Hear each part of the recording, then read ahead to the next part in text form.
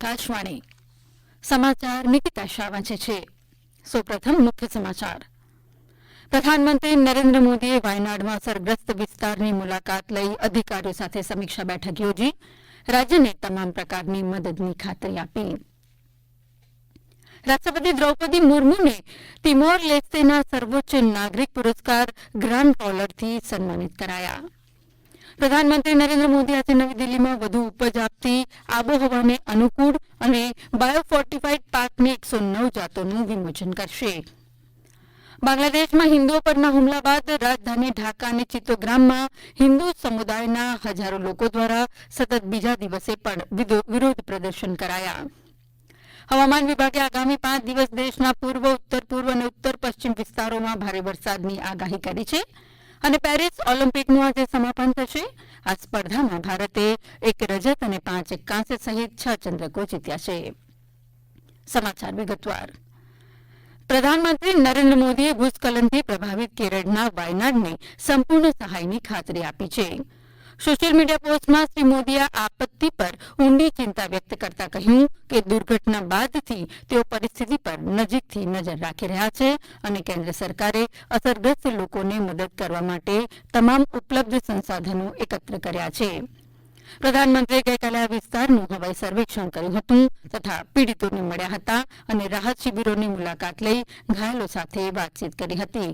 શ્રી મોદીએ વાયનાડ ખાતે અધિકારીઓ સાથે સમીક્ષા બેઠક યોજી હતી અને અસરગ્રસ્તોના પુનઃવસન માટે લાંબા ગાળાની યોજના ઘડવા જણાવ્યું હતું. રાષ્ટ્રપતિ દ્રૌપદી મુર્મુને તિમોર લેસ્તેના સર્વોચ્ચ નાગરિક પુરસ્કાર grand collar of the order of Timor લેસ્તેથી સન્માનિત કરાયા છે. સુશ્રી મુર્મુએ તેમના 3 દેશોના પ્રવાસના છેલ્લા તબક્કામાં ગઈકાલે તિમોર લેસ્તેની મુલાકાત લીધી હતી. તેમણે રાજધાની દિલ્હીમાં તિમોર લેસ્તેના રાષ્ટ્રપતિ અને પ્રધાનમંત્રી સાથે દ્વિપક્ષીય ચર્ચા કરી હતી. બંને દેશોએ પરસ્પર સહયોગ પર 3 સમજૂતી કરાર પર હસ્તાક્ષર કર્યા હતા. તિમોર લેસ્તેના રાષ્ટ્રપતિ જોસ રામોસ હોર્ટાએ રાષ્ટ્રપતિ મુર્મુના માનમાં ભોજન સમારંભનું આયોજન કર્યું હતું. રાષ્ટ્રપતિ મુર્મુએ ભારત અને તિમોર લેસ્તે વચ્ચેના સંબંધોને આગળ વધારવા અને બંને દેશો વચ્ચેના જોડાણને પ્રોત્સાહન આપવા પર ભાર મૂક્યો હતો. રાષ્ટ્રપતિ દ્રૌપદી મુર્મુ ફિજી, ન્યૂઝીલેન્ડ અને તિમોર લેસ્તેની મુલાકાત પૂર્ણ કર્યા બાદ આજે નવી દિલ્હી આવવા રવાના થયા છે. પ્રધાનમંત્રી નરેન્દ્ર મોદી આજે નવી દિલ્હીમાં વધુ ઉપજ આપતી આબોહવાને અનુકૂળ અને બાયોફોર્ટિફાઈડ પાકની 109 જાતોનું વિમોચન કરશે. આ કાર્યક્રમ દરમિયાન તેઓ ખેડૂતોને વૈજ્ઞાનિકો સાથે પણ વાતચીત કરશે. પ્રધાનમંત્રી કાર્યાલયે એક નિવેદનમાં જણાવ્યું છે કે 109 જાતો જાહેર કરવામાં આવશે, જેમાં આવરી લેવાયેલા 61 પાકોમાં 34 પ્રાદેશિક અને 27 બાગાયતી પાકોનો સમાવેશ થાય છે. કૃષિ પાકોમાં બાજરી, તેલીબિયાં, કઠોળ, શેરડી, કપાસ, રેસા અને અન્ય સહિત વિવિધ અનાજના બીજ પણ જાહેર કરાશે. બાગાયતી પાકોમાં વિવિધ ફળો, શાકભાજી, મસાલા, ફૂલો અને ઔષધીય વનસ્પતિઓનો સમાવેશ કરાયો છે.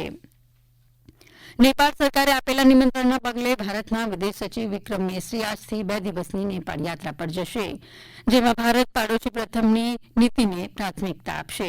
ભારત અને નેપાળ મિત્ર દેશ હોવાથી આ યાત્રા બંને દેશોના દ્વિપક્ષીય સંબંધોને વધુ સુદૃઢ બનાવશે. લોકસભા અધ્યક્ષ ઓમ બિરલાએ સ્વસ્થ અને મજબૂત લોકશાહી માટે સંવાદ અને સહકારના વાતાવરણને પ્રોત્સાહન આપવાની જરૂરિયાત પર ભાર મૂક્યો છે. શ્રી બિરલાએ નવી દિલ્હીમાં નવા ચૂંટાયેલા સાંસદો માટે આયોજિત 2 દિવસીય ઓરિએન્ટેશન કાર્યક્રમના સમાપન સત્રને સંબોધન કરતા આ મુજબ જણાવ્યું હતું. વિશ્વની સૌથી મોટી લોકશાહી તરીકે ભારતની સ્થિતિ પર પ્રકાશ પાડતા શ્રી બિરલાએ સભ્યોને લોકશાહી આચરણના ઉચ્ચતમ ધોરણોને જાળવી રાખવા અપીલ કરી હતી. તેમણે કહ્યું કે જનતાની આશાઓ અને આકાંક્ષાઓને પૂર્ણ કરવાની જવાબદારી લોકપ્રતિનિધિઓની છે. પૂર્વ વિદેશ મંત્રી કે નટવરસિંહનું ગઈકાલે રાત્રે દિલ્હી નજીક ગુરુગ્રામમાં લાંબી માંદગી બાદ અવસાન થયું છે. તેઓ 93 વર્ષના હતા. તેઓ છેલ્લા કેટલાક સમયથી બીમાર હતા. પરિવારના સૂત્રોએ જણાવ્યું છે કે તેમના અંતિમ સંસ્કાર આજે દિલ્હીમાં કરવામાં આવશે. તેમને 1984માં પદ્મ વિભૂષણથી નવાજવામાં આવ્યા હતા. નટવરસિંહે ઘણા પુસ્તકો પણ લખ્યા છે. Security and exchange board of India સેબીના ચેરપર્સન માધવીપુરી બુચ અને તેમના પતિ ધવલ બુચે હિન્ડનબર્ગ રિસર્ચ દ્વારા તેમની સામે કરવામાં આવેલા આરોપોને રદિયો આપ્યો છે. અમેરિકા સ્થિત ઇન્વેસ્ટમેન્ટ રિસર્ચ ફર્મ હિન્ડનબર્ગ રિસર્ચે આરોપ લગાવ્યો છે કે માધવીપુરી બુચ અને ધવલ બુચ અદાણી ગ્રુપ સાથે જોડાયેલી ઓફશોર એન્ટિટીમાં હિસ્સો ધરાવે છે. એક નિવેદનમાં બુચે જણાવ્યું છે કે આ આરોપો ખોટા છે અને તેમનું જીવન અને નાણાકીય બાબતો ખુલ્લા પુસ્તક સમાન છે. તમામ જરૂરી ડિસ્ક્લોઝર વર્ષોથી સેબીમાં રજૂ કરાયા છે. તેમણે કહ્યું, ભવિષ્યમાં પણ કોઈપણ નાણાકીય દસ્તાવેજો જાહેર કરવામાં તેઓ અચકાશે નહીં. આ સમાચાર આપ આકાશવાણી પરથી સાંભળી રહ્યા છો. આ સમાચાર આપ અમારી YouTube channel AIR news Gujarat પર પણ સાંભળી શકશો. વધુ સમાચાર માટે આપ અમારા ટ્વિટર હેન્ડલ AIR _ABAD ને ફોલો કરી શકો છો. ભારતીય હવામાન વિભાગે આગામી 16મી તારીખ સુધી દેશના પૂર્વ, ઉત્તર પૂર્વ અને ઉત્તર પશ્ચિમ વિસ્તારોમાં ભારે વરસાદની આગાહી કરી છે. આગામી 5 દિવસ દરમિયાન હિમાચલ પ્રદેશ, ઉત્તરાખંડ, રાજસ્થાન અને ઉત્તર પ્રદેશમાં ભારે વરસાદની આગાહી વ્યક્ત કરવામાં આવી છે. આજે જમ્મુ કાશ્મીર, લદ્દાખ, ગિલગિટ, મુઝફ્ફરાબાદ, ઉત્તર પ્રદેશ, ઉત્તરાખંડ, પંજાબ, હરિયાણા અને ચંદીગઢમાં ભારે વરસાદની આગાહી છે. આગામી 5 દિવસ દરમિયાન અરુણાચલ પ્રદેશ, આસામ, મેઘાલય, નાગાલેન્ડ, મણિપુર, મિઝોરમ અને ત્રિપુરામાં પણ ભારે વરસાદની આગાહી કરાઈ છે. બીજી તરફ આગામી 2 દિવસ તમિલનાડુ, કેરળમાં ભારે વરસાદની સંભાવના છે. દરમિયાન દિલ્હીમાં હળવોથી મધ્યમ વરસાદ થઈ રહ્યો છે. બાંગ્લાદેશની રાજધાની ઢાકા અને ચિત્તોગ્રામમાં લઘુમતી હિન્દુ સમાજના હજારો લોકોએ ગઈકાલે સતત બીજા દિવસે જોરદાર દેખાવો કર્યા હતા. દેખાવકારો દેશભરમાં હિન્દુ ઘરો, વ્યવસાયો અને મંદિરો પરના હુમલાઓથી રક્ષણની માંગ કરી રહ્યા હતા.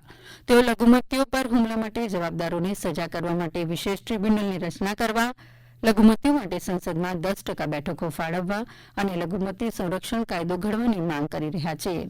મુસ્લિમ સમુદાયના લોકો પણ એકતા દર્શાવવા પ્રદર્શનમાં લઘુમતીઓ સાથે જોડાયા હતા. શેખ હસીનાએ પ્રધાનમંત્રી પદથી રાજીનામું આપ્યું ત્યારથી બાંગ્લાદેશમાં હિન્દુ સમુદાય હિંસા અને અશાંતિનો શિકાર બન્યો છે. હિન્દુ સમુદાયના અનેક મંદિરો, ઘરો અને ધંધાકીય સ્થળોએ તોડફોડ કરવામાં આવી છે. દરમિયાન ભારતીય મૂળના અમેરિકન સાંસદોએ બાંગ્લાદેશમાં હિન્દુઓ પર થયેલા હુમલા અંગે સંસદમાં ચર્ચાની માંગ કરી છે. સાંસદ શ્રી થાનેદારે અમેરિકાના વિદેશ મંત્રી એન્ટની બ્લિંકનને પત્ર લખી કોંગ્રેસમાં ચર્ચાની માંગણી કરી છે. પેરિસ ઓલિમ્પિકનું આજે સમાપન થશે. સમાપન સમારોહ ભારતીય સમય અનુસાર બપોરે 12:30 વાગે શરૂ થશે. આ સમારોહમાં ઘણા જાણીતા કલાકારો પરફોર્મ કરશે. સમાપન સમારોહમાં પરેડ માટે ભારત તરફથી 2 વખતના ઓલિમ્પિક ચંદ્રક વિજેતા PR શ્રીજેશ અને મનુ ભાકરની પસંદગી કરવામાં આવી છે. શ્રીજેશ હોકી ટીમનો ગોલકીપર રહી ચૂક્યા છે અને પેરિસ ઓલિમ્પિકમાં ટીમે કાંસ્ય ચંદ્રક જીત્યા બાદ તેમણે નિવૃત્તિ જાહેર કરી હતી. મનુ ભાકર ઓલિમ્પિકમાં 2 મેડલ જીતનાર પ્રથમ ભારતીય એથ્લેટ છે. સમાપન સમારોહમાં ઓલિમ્પિક મશાલને ઓલવવામાં આવશે અને ઓલિમ્પિક ધ્વજ લોસ એન્જલિસમાં 2028 ઓલિમ્પિક ગેમ્સની આયોજન સમિતિને સોંપવામાં આવશે. દરમિયાન પેરિસ ઓલિમ્પિકમાં ભારતનું અભિયાન સત્તાવાર રીતે સમાપ્ત થયું છે. આ સ્પર્ધામાં ભારતે કુલ 6 ચંદ્રકો જીત્યા છે, જેમાં 1 રજત અને 5 કાંસ્ય ચંદ્રકનો સમાવેશ થાય છે. ગઈકાલે મહિલા રેસલર રીતિકા હુડ્ડા 76 કિલોગ્રામ વજન વર્ગની ક્વાર્ટર ફાઇનલમાં હારી ગઈ હતી. ગોલ્ફમાં અદિતિ અશોક અને દીક્ષા ડાગર પણ મેડલની રેસમાંથી બહાર થયા હતા. કુસ્તીમાં અમન શેહરાવતે પુરુષોની 57 કિલોગ્રામ ઇવેન્ટમાં કાંસ્ય ચંદ્રક જીત્યો હતો. પ્રધાનમંત્રી નરેન્દ્ર મોદીએ કુસ્તીબાજ અમન શેહરાવત સાથે ફોન પર વાત કરી હતી અને ઓલિમ્પિકમાં કાંસ્ય ચંદ્રક જીતવા બદલ અભિનંદન પાઠવ્યા હતા. આ પહેલા એક સોશિયલ મીડિયા પોસ્ટમાં પ્રધાનમંત્રીએ કહ્યું હતું કે કુસ્તીબાજ શેહરાવતનું સમર્પણ અને દ્રઢતા સ્પષ્ટ દેખાય છે. તેમણે કહ્યું કે આખા દેશને તેમની નોંધપાત્ર સિદ્ધિ પર ગર્વ છે. ભારતના પ્રથમ વ્યક્તિગત ઓલિમ્પિક સુવર્ણ ચંદ્રક વિજેતા અભિનવ બિંદ્રાને આંતરરાષ્ટ્રીય ઓલિમ્પિક સમિતિ દ્વારા પ્રતિષ્ઠિત ઓલિમ્પિક ઓર્ડર એનાયત કરવામાં આવ્યો છે. ઓલિમ્પિકમાં અસાધારણ યોગદાનને માન્યતા આપતા ઓલિમ્પિક ઓર્ડર એ IOC દ્વારા આપવામાં આવતું સર્વોચ્ચ સન્માન છે. પેરિસ ઓલિમ્પિકમાં રમતગમત માટે આર્બિટ્રેશનની અદાલતે ટોચની ભારતીય કુસ્તીબાજ વિનેશ ફોગટની ગેરલાયક ઠરાવ્યા સામેની અરજી પરનો નિર્ણય આવતા મંગળવાર સુધી મુલતવી રાખ્યો છે. ઇન્ટરનેશનલ ઓલિમ્પિક કમિટી પણ આ કેસમાં પક્ષકાર છે અને ભારતીય ઓલિમ્પિક એસોસિએશને અસરગ્રસ્ત પક્ષ તરીકે સામેલ કરવામાં આવ્યું છે. અંતમાં મુખ્ય સમાચાર ફરી એકવાર. પ્રધાનમંત્રી નરેન્દ્ર મોદીએ વાયનાડમાં અસરગ્રસ્ત વિસ્તારની મુલાકાત લઈ અધિકારીઓ સાથે સમીક્ષા બેઠક યોજી રાજ્યને તમામ પ્રકારની મદદની ખાતરી આપી.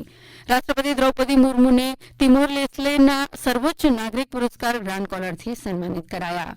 હવામાન વિભાગે આગામી 5 દિવસ દેશના પૂર્વ, ઉત્તર પૂર્વ અને ઉત્તર પશ્ચિમ વિસ્તારોમાં ભારે વરસાદની આગાહી કરી અને પેરિસ ઓલિમ્પિક ગેમનું આજે સમાપન થશે. આ સાથે આકાશવાણી પરથી સમાચાર પૂરા થયા.